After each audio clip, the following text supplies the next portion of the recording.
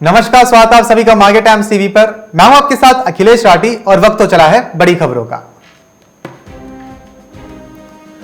तो बिहार के बक्सर बाजार में गेहूं के नकली बीज की उपलब्धता ने किसानों की नींद को हराम कर दी है।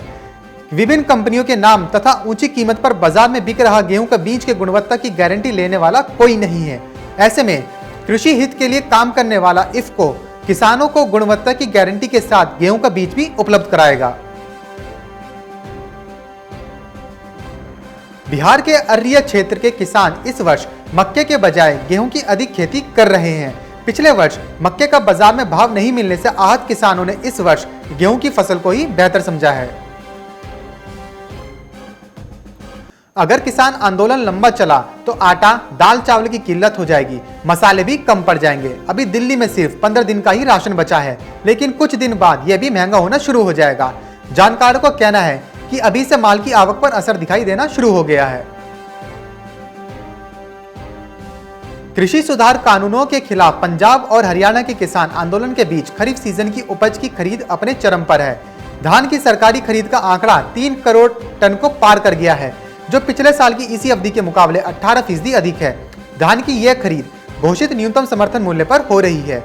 धान की इस खरीद में पंजाब की हिस्सेदारी सर्वाधिक है, जो कि 2.02 करोड़ टन है।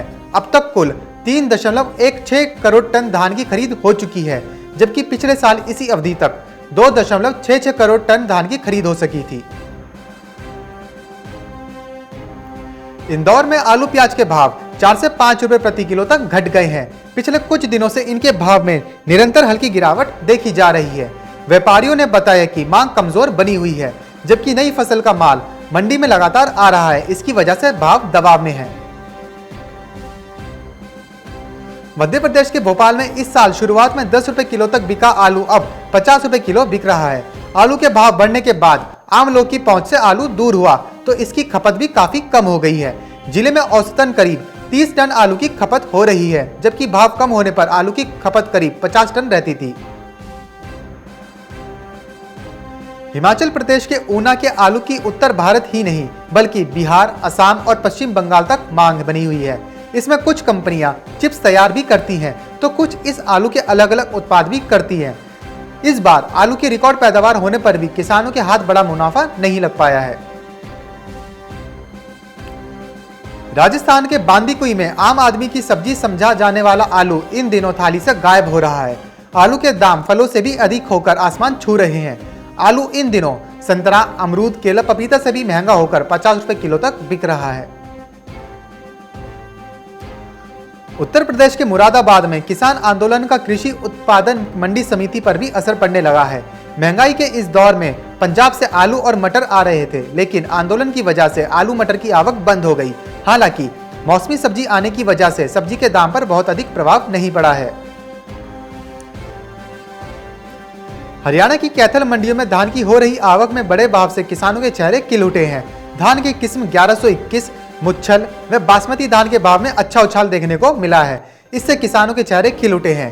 कैथल की नई अनाज मंडी में बासमती धान के रेट 4700 तक पहुंच चुके हैं। मध्य प्रदेश के भोपाल में एमएसपी पर होने वाली अनाज खरीद में पड़ोसी राज्यों से आने वाला अनाज मध्य प्रदेश के लिए मुसीबत बन रहा है।